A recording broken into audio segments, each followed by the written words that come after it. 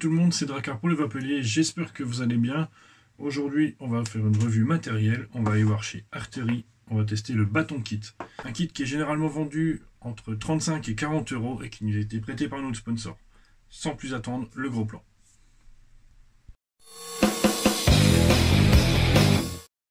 Voici la marque, en haut le rappel de la marque. Ici, on voit directement le kit à travers une petite fenêtre, ici en version noire, mais il faut savoir qu'il existe également en bleu, en rouge et noir, et en bleu et violet. Le nom du kit, le bâton kit, un avertissement sanitaire sur la présence de nicotine, bah c'est faux parce qu'il arrive vide.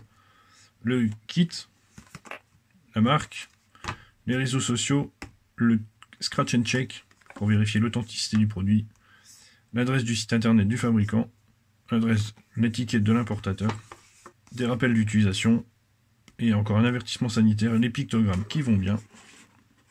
En ouvrant la boîte, on arrive directement sur notre kit. Avec le mode bâton qui est ici, on verra ça tout à l'heure. Le Hive S qui est ici, mais on verra ça tout à l'heure également. Une résistance, c'est la même que la version préinstallée, c'est la AL1B à 0,3 ohm, qui est une résistance mèche, utilisable entre 30 et 50 watts. Un petit paquet de joints pour l'atomiseur, un Pyrex Bubble pour une contenance de 3 ml. Avec le Pyrex droit, on a droit à une contenance de 2 ml seulement. On a également la notice du tank, dans plusieurs langues, dont le français. La notice du mode, pareil, dans plusieurs langues, dont le français. C'est très simple à utiliser. La carte de garantie.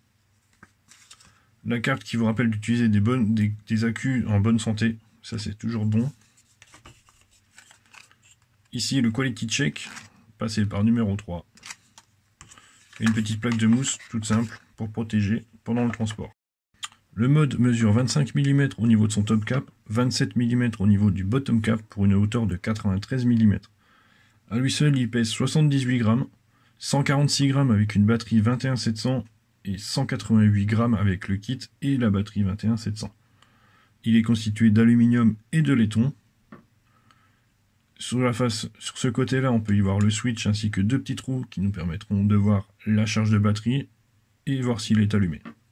À l'arrière, on peut y voir un port micro USB qui permettra la recharge des batteries à 1 A, même si je préconiserai toujours d'utiliser un chargeur externe. Le top cap est constitué en laiton avec un pin 510 en laiton également, monté sur ressort. Au niveau du bottom cap, il y a les écritures Designed by Artery, les pictogrammes, le numéro de série, ainsi que deux gros trous de dégazage. Pour y insérer une batterie, c'est très simple, il suffit de dévisser le culot. Alors les pas de vis sont très bons, mais ils ont tendance à se cruncher un peu. Alors au niveau du bottom cap, on peut y voir le sigle moins ici, ce qui permettra bien sûr de mettre le moins de la batterie.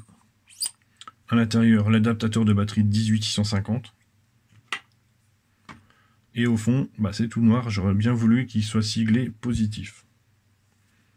La batterie s'insère simplement comme ceci, le moins de ce côté-là.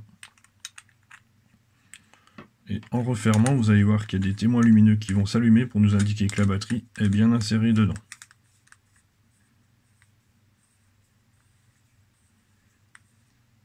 Voilà. Pour l'allumer, 5 clics. Pour vaper, un clic sur le fire, il n'y a aucun réglage. Et pour l'éteindre, 5 clics également. Voilà, là il est éteint. Alors, il accepte les résistances entre 0,1 et 3 ohms. Et a une puissance de sortie entre 3 et 4,2 volts. Il fonctionne à la manière d'un mode Mica, simplement il va vous envoyer la tension que vous avez dans la batterie, il va simplement vous l'envoyer dans l'atomiseur, mais il a toutes les protections nécessaires contre les courts-circuits, les inversions de polarité, si vous mettez la batterie à l'envers, les surchauffes du mode. Si vous vapez dessus pendant plus de 10 secondes, il s'arrête. Pour les surintensité, ça c'est lié au court-circuit. Les faibles voltages, ça c'est pareil, c'est toujours lié à la résistance. Et la batterie faible, sachant qu'il a un cutoff de 3,2 volts. L'atomiseur mesure 24,5 mm au niveau de sa base, 25 mm au niveau de sa bague d'airflow, qui est simplement deux yeux de cyclope symétriques. Quand on ouvre un, ça ouvre l'autre côté. Au niveau du Pyrex, vous sera 24 mm, 27 mm si vous utilisez le bubble, Avec le Pyrex 3, vous aurez le droit à une contenance de 2 ml. Vous passerez à 3 avec le bubble. Le top cap ici. Alors, il faut savoir que l'atomiseur, lui, est en aluminium et inox. Le drip tip est de type 810 classique, avec le joint ici dans le top cap, le joint type press fit. Quand on ouvre pour le remplir, on peut y voir directement les 2 haricots de remplissage ici. Évidemment, les fuel twist auront du mal à passer. Ici, sur le top cap, on peut y voir 2 découpes, une de chaque côté ici, qui permettront de laisser s'échapper l'air quand vous refermerez. Ça évitera les surpressions et ça évitera que le liquide finisse dans vos airflows. Au niveau du Pyrex, ici on voit un gros joint à lèvres et ici on voit 2 petits joints.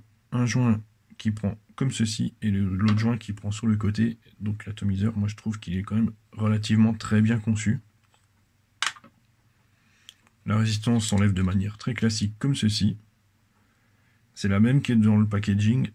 Et on a une résistance mèche à 0,3 ohms et qui s'appelle la AL1B-3, vapable entre 30 et 50 watts. Sur la base ici, on voit le plot positif plaqué or. Et sur le dessous, on peut y voir Designed by Artery, le numéro de série et les pictogrammes. Pour le remplir, c'est très simple.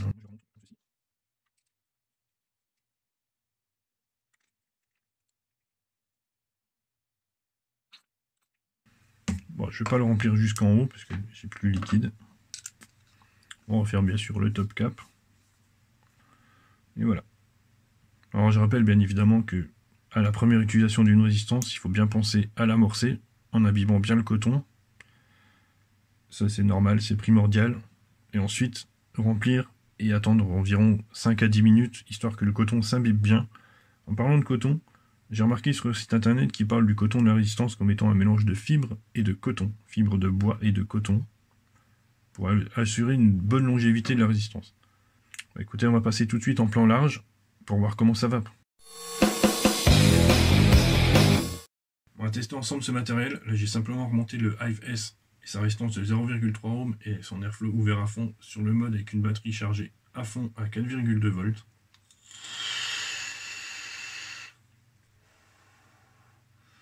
Ça va bien, les saveurs sont là, mais il y a quand même un gros problème de sifflement, donc je préfère baisser l'airflow en général de moitié, comme ceci. Ça permet de concentrer un peu plus les saveurs en faisant rentrer moins d'air frais à l'intérieur.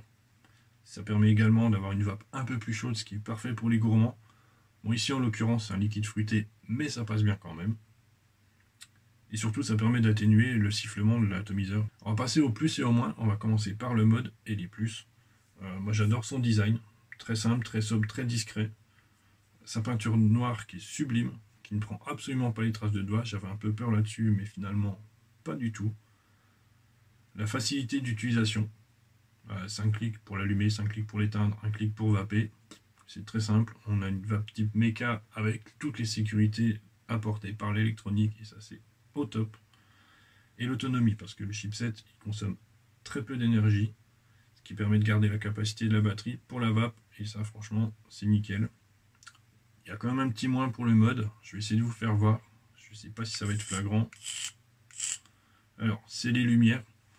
Alors, en environnement sombre, elles sont vraiment violentes et éclairent très fort. J'aurais bien vu une lumière un peu plus douce avec des petits conduits de lumière pour atténuer un peu tout ça, ça aurait été parfait. On va passer maintenant à l'atomiseur, donc les plus, les saveurs. C'est indéniable, les saveurs elles sont là. La durée de vie de la résistance, donc, ça c'est certainement dû à l'utilisation de fibres de bois et de coton. Donc ça, pour moi c'est un gros plus également. Le bac d'airflow qui est facilement rempli, qui est très précise sur le réglage. L'anti-surpression d'air dans le top cap, ça c'est juste génial. D'habitude on voit ça surtout sur les reconstructibles, là on voit ça sur un Cliro, j'adore. Maintenant on va passer au moins. Alors, le gros moins de cet atomiseur c'est qu'il n'est pas prévu pour ce mode. Ce que je veux dire par là c'est que on a les meilleurs résultats entre 3V3 et 3V6. Et quand on lui envoie 4V2, du coup ça fait une vape qui est quand même chaude. Et on a des fois, si on chaîne vape, on n'est pas loin du dry heat. Le coton n'a pas le temps de se réimbiber entre deux puffs. Il y a également un moins, c'est la capacité de liquide. 2 ml avec le Pyrex droit, 3 ml avec le Pyrex bubble. Ça fait une toute petite capacité pour une vape à cette puissance-là. On est sans arrêt en train de le recharger. Ça, c'est dommage qu'ils aient même pas mis un atomiseur un peu plus gros avec une plus grosse capacité. Ça aurait été vraiment pas mal. Bah écoutez, on va passer tout de suite à la notation. Ce kit a obtenu la note de 4,5 sur 5 au sein du Vapelier. Ça en fait un excellent kit.